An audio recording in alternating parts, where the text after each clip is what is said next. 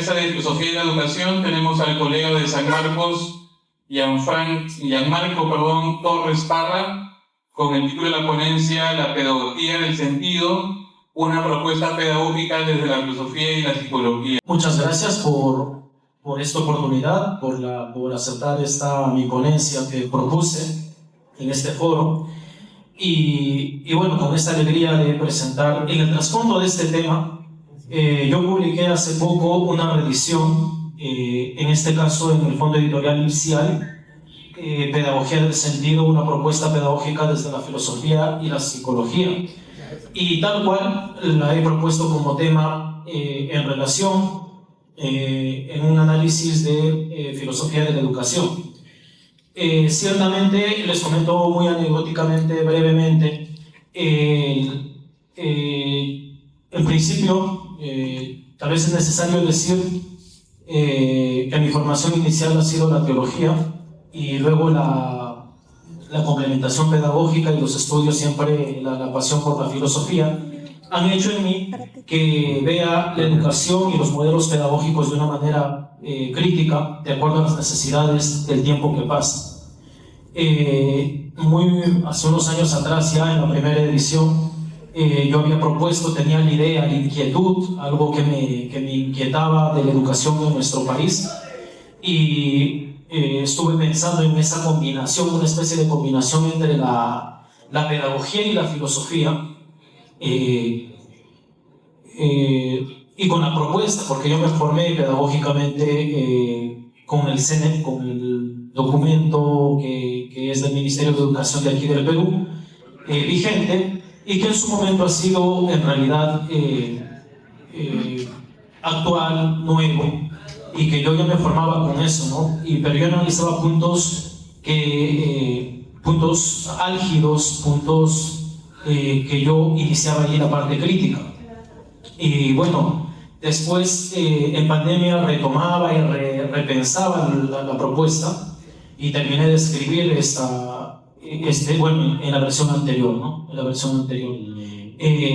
Bajo este nombre, porque pedagogía del sentido, porque una propuesta pedagógica desde la filosofía y la psicología, porque al hablar del sentido es un término propiamente filosófico, desde esa búsqueda que tiene sentido en la vida, y como tiene que ver también con el pensamiento, con el comportamiento del ser humano, de forma práctica el sentido se aterriza en la vida práctica, tiene que ver con la psicología. Bueno, los psicólogos que ahora voy a comentar también, ellos consideran que más que hablar de sentido de forma específica y concreta, ayuda mucho más el término propósito. Y entonces es una preocupación en principio por releer críticamente este documento del CENEP, pero también proponer, no solo hacer una crítica, sino proponer como un intento, una propuesta de un nuevo modelo pedagógico.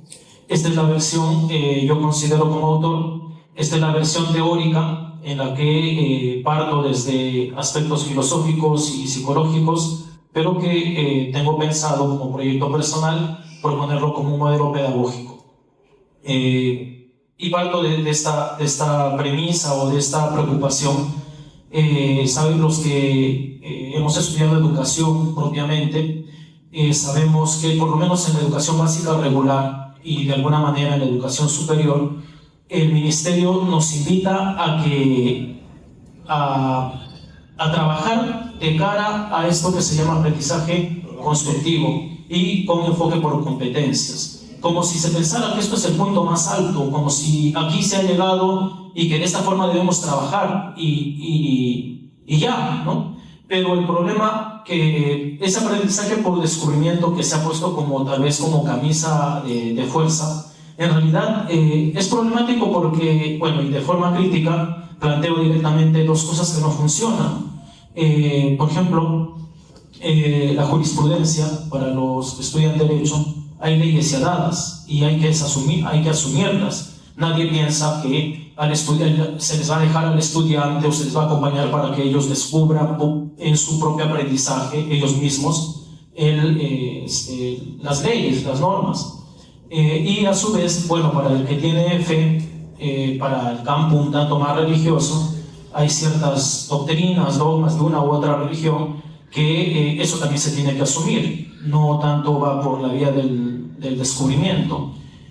Cuestiones así, ¿no? Y el enfoque por competencias, si bien es cierto, ha procurado superar esta educación por conocimientos, por temas, pero el planteamiento allí crítico es que si ahora formamos estudiantes competentes, con habilidades, destrezas, términos que utiliza o que propone el Ministerio de Educación actualmente, si eso cambia la cosa sustancialmente o solamente es otra perspectiva, un viraje que está manteniendo en el fondo casi lo mismo, porque este punto, por eso denomino pedagogía del sentido, porque una cosa es más o menos tanto el aprendizaje por conocimientos y tanto por competencias. Lo que tiene en el centro en realidad, valgan verdades, es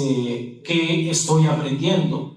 La pregunta es, el estudiante se está planteando qué estoy aprendiendo, pero no, y muy lejos, y aquí viene mi propuesta, que en un momento espero que sea lo más próximo, sea un modelo pedagógico, porque estaría haciendo una pregunta filosófica en cada área, en todas las áreas. ¿Por qué aprendo lo que aprendo? Ese es el sentido que se estaría buscando.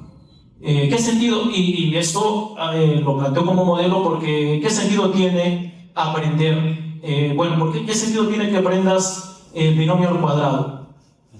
Uno puede decir y puede pensar que se está preguntando por la finalidad, y el estudiante puede decir, el sentido que yo aprendo eso es para, tal vez yo quiera ser ingeniero. Un momento, no te pregunto para qué estás aprendiendo el binomio al cuadrado, sino por qué estás aprendiendo lo que estás aprendiendo.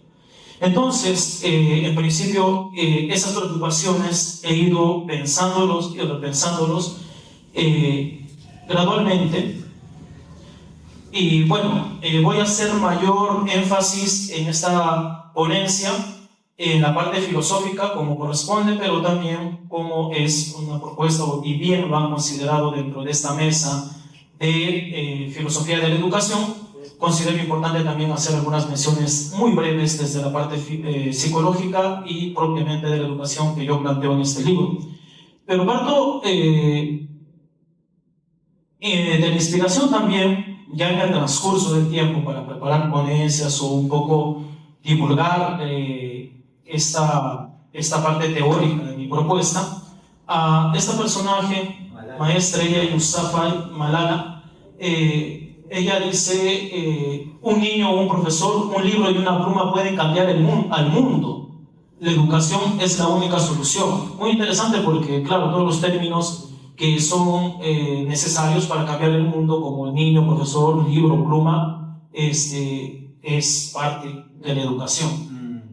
Pero también, y considero que me ayudaba a encontrar el sentido de esta propuesta de pedagogía del sentido, porque hay autores propiamente de la educación, como Jimeno Sacristán, que también están pensando en cómo superar estos puntos álgidos o vacíos que tiene la educación, tanto en nuestro país como en otros países.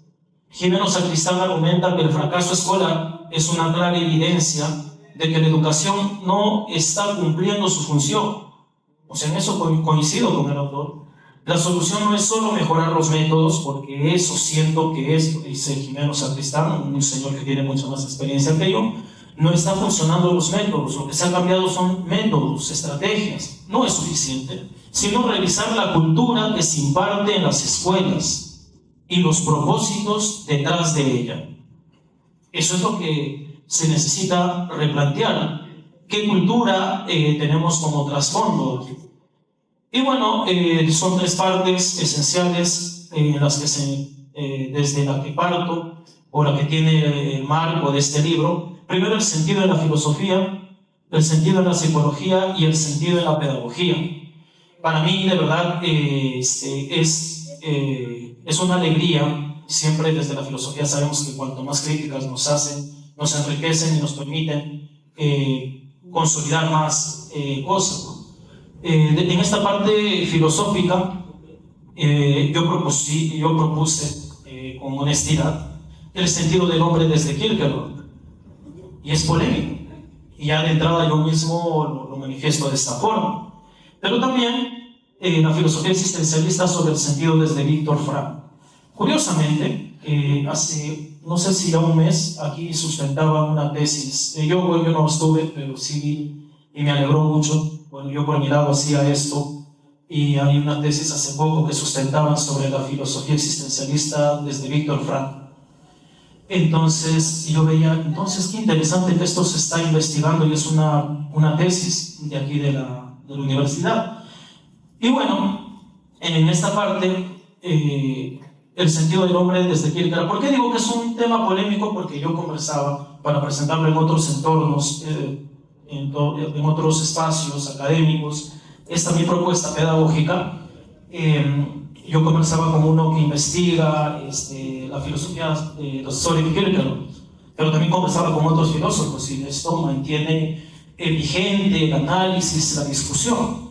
Este amigo me decía, si tú preguntas o hablas a un especialista en Kierkegaard, a un kierkegaardiano, y le dirías sí, con la propuesta Kierkegaard de perderse en el infinito, perderse en el finito y en lo infinito, si con la propuesta de esta paradoja de la libertad, Kierkegaard está hablando del sentido, propiamente los kierkegaardianos dirían la palabra sentido para Kierkegaard, siendo cristiano y mucho marca de su filosofía ello, el sentido es la de Jesús, la propuesta, o sea, esa búsqueda no la consideraría como tal, ¿no? Este término le resultaría problemático, pero al fin de cuentas yo aquí lo presento porque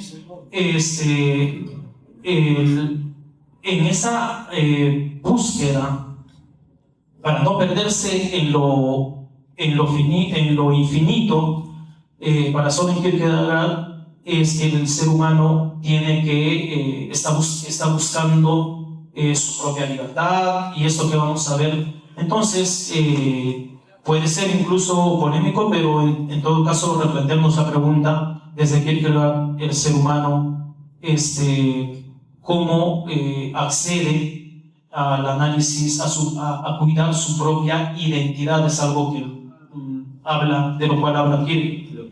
Bueno, me refiero a migajas filosóficas o un poco de filosofía y el concepto de la angustia. Kierkegaard, él desarrolla sus ideas filosóficas en el cuestionamiento de la libertad. Claro, este planteamiento, curiosamente, algo interesante desde mi punto de vista, Kierkegaard, es que la libertad siempre o mayormente hemos pensado como favorable, buena, positiva, pero para Kierkegaard es problemática.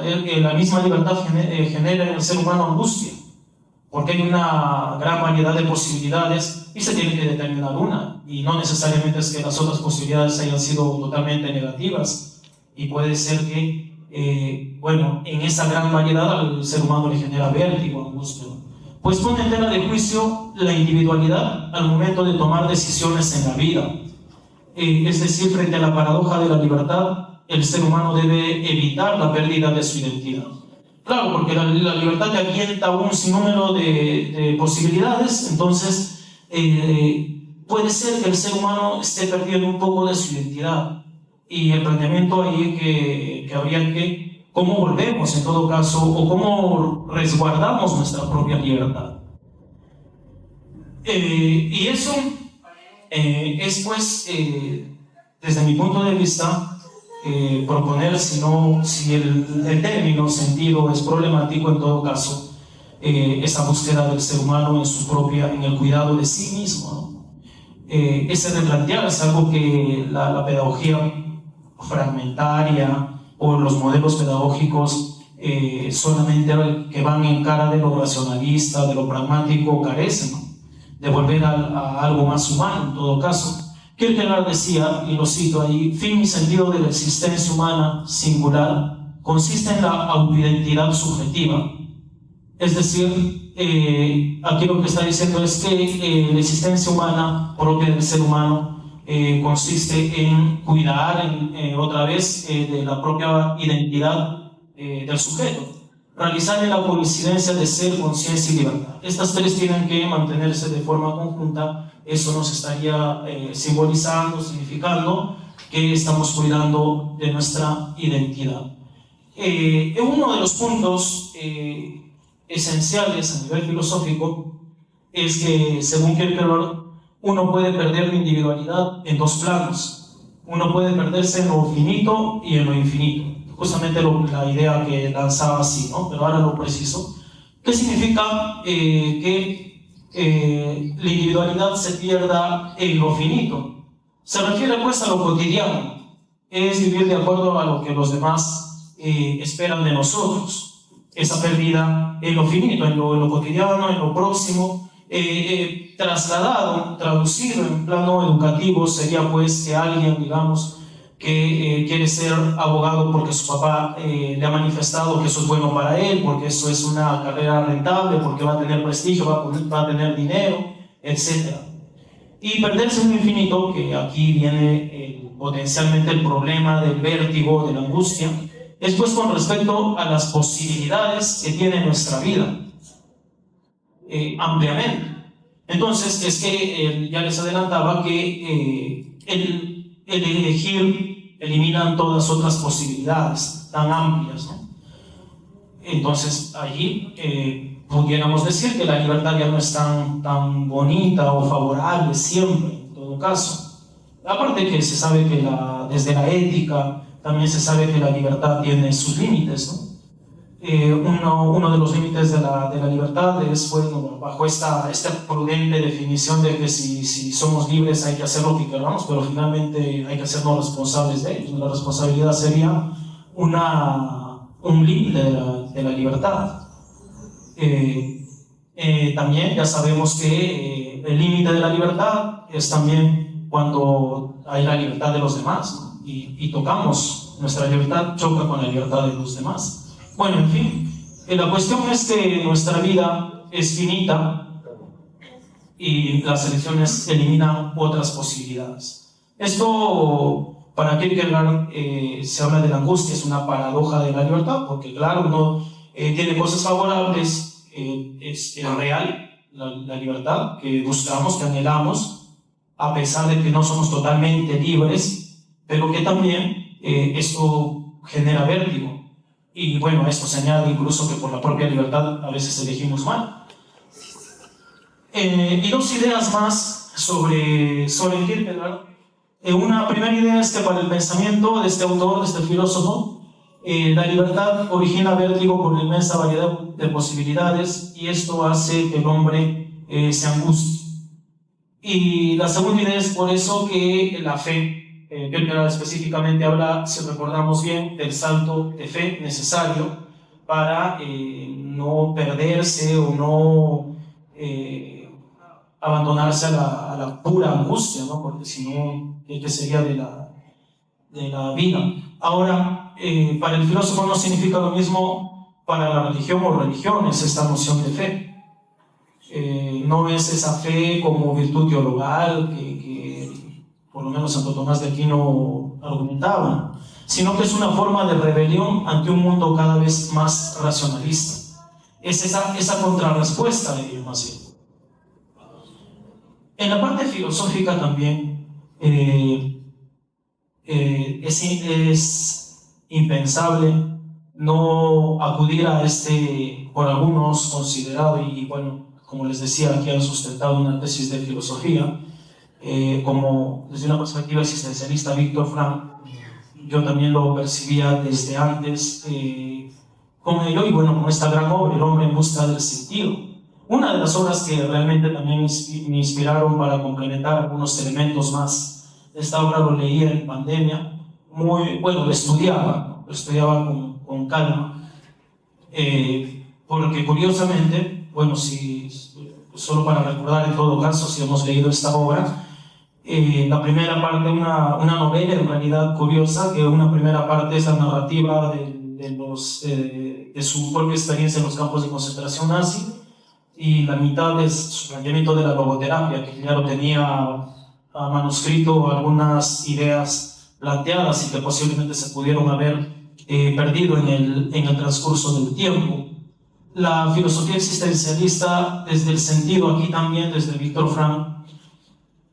Primero, en esta obra, el hombre en busca del sentido era un punto de vista sorprendentemente esperanzador sobre la capacidad humana de trascender sus dificultades y descubrir la verdad conveniente y orientadora. Resulta que él dice, ¿no? Plantea esta idea que él mismo no sabía si para el día de mañana él iba a seguir vivo, iba a amanecer vivo. Entonces, existencialmente, ¿cómo es que ya donde el miedo tiene un límite, donde ya no se sabe qué va a suceder, y él dice, uno vive, ya no hay miedo incluso, porque puede pasar cualquier cosa, entonces uno vive con miras a sus ideales, con miras a sus propósitos, y bueno, si es que ese vivir por los principios, para el que es creyente o para la gloria de Dios, dice algo así Víctor Frank. Frank en 1991, entonces desde aquí se puede afirmar que el sentido de la vida, después de toda la búsqueda incesante en las experiencias temporales, positivas o negativas, se vuelve siempre a la relación con Dios. Curiosamente, yo ya después de plantear esto, siguen los diálogos con amigos, profesores que son filósofos, ¿no? Y me quedaba planteando, y eso también puede ser interesante, tal vez si es del interés de ustedes, cómo sabemos que el existencialismo pone por delante la existencia, por delante de la esencia, hasta tal punto, en casi todos estos existencialistas franceses, de anularla, y con ello configurarse como ateos. Y cómo es posible, en todo caso, si se ha considerado a Víctor Frank como existencialista, y él está hablando de Dios, cómo en todo caso poder conciliar el existencialismo con la esencia, o sea, claro, tal vez no poniéndola adelante, pero es conciliarla e incluso con la posibilidad de conservar la fe en Dios. Y sabemos que Gabriel Marcel intenta conciliar este existencialismo con la esencia. Pero bueno, eso sigue en la discusión filosófica. Pero yo planteo aquí en la pedagogía del sentido porque tanto en Kierkegaard como Víctor Frank lo que plantean es que, por su parte, en pocas palabras, Kierkegaard es cómo nosotros vamos cuidando nuestra identidad, cómo no podemos o no debemos perdernos en la infinitud, o cómo no debemos abandonarnos a solamente lo que quieran otros de nosotros, bajo la noción de riqueza, poder, prestigio. Hay que dar ese salto de fe. Y bueno, por más de que el término tal vez no sea considerado por los que estudian a Kierkegaard, yo he preguntado a otro filósofo y si hay esa noción de si se puede hablar de sentido, por ejemplo, bajo otros presupuestos, y esto queda para largo debate, ¿no?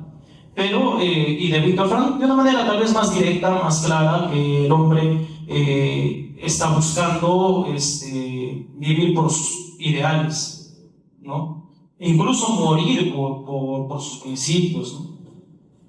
Entonces, yo la parte filosófica la recurrí allí, ¿no? Claro, aquí en este intento de proponer la pedagogía del sentido, bastante complejo, porque el sentido hay muchos más autores, y posible yo tengo pensado, ya no para escribirlo tal vez, pero sí para que me sirva como insumo filosófico para plantear este modelo pedagógico al cual quiero llegar. Es el sentido, por ejemplo, desde Kant, que hay otros elementos también enriquecedores distintos a estos dos autores, el sentido en muchos más filósofos, porque es una palabra contundentemente filosófica. Pero rápidamente, el sentido en la psicología. Otra vez, Viktor Frankl.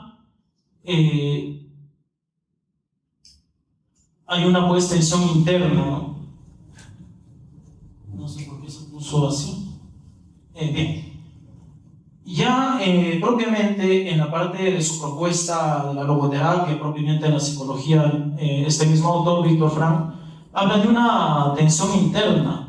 Recordemos que esto es bien sabido, ¿no? Que la logoterapia resulta ser otra propuesta terapéutica distinta o hasta contrapuesta al psicoanálisis de Freud, porque el psicoanálisis del presente hace una revisión a la historia personal, a la historia familiar. ¿Por qué vives de tal modo? Porque, bueno, te sucedió esto, estás buscando esto, porque en tu pasado, etc. Y lo que Viktor Frankl dice, la logoterapia es esa terapia que busca el sentido en el futuro, el propósito, que comprendas el propósito. Bueno, pudo haberte pasado muchas cosas, hay que asumirla así, ¿no? Es parte de la logoterapia, pero finalmente nada me permite, me posibilita caminar y ir hacia adelante el abandonarme en mi historia pasada, ¿no? Sino del presente bien asumido. No dice tampoco que uno olvide eso anterior que uno ha vivido, pero que tenga miras hacia adelante, hacia el futuro, hacia donde uno pueda alcanzar, ¿no? Resalta aquí entonces la propuesta denominada logoterapia, que lo que caracteriza a ello es precisamente la trascendencia y esperanza del ser humano, precisamente con miras a su superación personal. Ahí lo sintetizo con 3 características esta logoterapia, porque, como les decía, está pensando en el futuro de la persona, propone una mirada del presente hacia adelante, tiene como objetivo mirar o procurar cumplir, vivir y hasta morir por los ideales y principios. Y propiamente el sentido no es solo algo que nace de la propia existencia, sino algo que se hace frente a la existencia. Y esto es potente decir que no es algo que solamente se hace en la existencia como algo situado, que vamos existiendo y esto hago, estoy viviendo, sino que hace frente. O sea, estoy como que poniendo a mi existencia como un enemigo imaginario con quien estoy luchando. En el buen sentido, o sea, estoy mirando que mi existencia pues tenga ese sentido. Y propiamente psicólogos, bueno, lo consideraba Viktor Frankl como un intersticio, porque considerado por muchos como filósofo, pero también psicoterapeuta específicamente, pero también hay otros psicólogos que se suman a este análisis propiamente en el comportamiento del ser humano, como bien corresponde a esta disciplina o campo del saber. Es Javier Buix. Curiosamente son psicólogos a estos que cito poco estudiados, por donde, eso también me resultaba curioso preguntarnos, por dónde está conduciéndose la psicología, por qué se está planteando, qué autores a qué autores se obedece realmente. Entonces, el sentido lastimosamente por algunos y por mucho tiempo ha sido consecuencia por un duro golpe. Lo que Buix dice es que cuando uno se pregunta por el sentido, recién cuando toca crisis existenciales, cuando muere un familiar, esperamos ese momento trágico y nos preguntamos qué sentido tiene mi vida. Y ahí es inevitable cuestionarse por el sentido de la vida, es decir, más o menos todos vamos a, no es algo tan opcional. Yo no voy a vivir como que no me interesa la política, como muchos jóvenes dicen, ¿no? En la sociedad. También uno puede decir, pero ¿qué plantearme? ¿Cómo plantearme? ¿Qué decir del sentido si en principio no hay una definición clara, contundente del sentido? ¿Y cómo voy a plantearme eso? No me encargo yo, no quiero preocuparme de ello. Bueno, estos autores estuvieran diciendo de que en algún momento todos pasamos crisis, preocupaciones, nos planteamos la pregunta y sería plantearse el sentido de alguna manera en la vida, por lo menos alguna vez. El libro que presenta Buix es El sentido de la vida o la vida sentida. Allí hay esa búsqueda del equilibrio entre el orden, el caos. Es allí donde se debe empezar a significar la vida. Tenemos a Stegman en el 2017, que está planteando lo que Wicks también de alguna manera dice, ¿no? Una vida plena no es una vida perfecta, sino consciente, libre, amorosa y pacífica. En el afán de búsqueda del sentido y la felicidad de la vida, recuerda a los lectores que es indispensable el autoconocimiento, es decir, en esta labor pensar en uno mismo en todo momento hasta llegar a relacionarse con la autoconciencia, para así ser más responsables de la vida propia. Ahí está esta propuesta también, bueno, que sabemos que en filosofía los estoicos tenían muy marcado esto de buscar la autognosis, la interioridad, Epicteto y Marco Aurelio, ¿no? Por ejemplo, y como desde la perspectiva psicológica también hay no solo esa búsqueda del sentido implícitamente está haciendo de que retomemos al autoconocimiento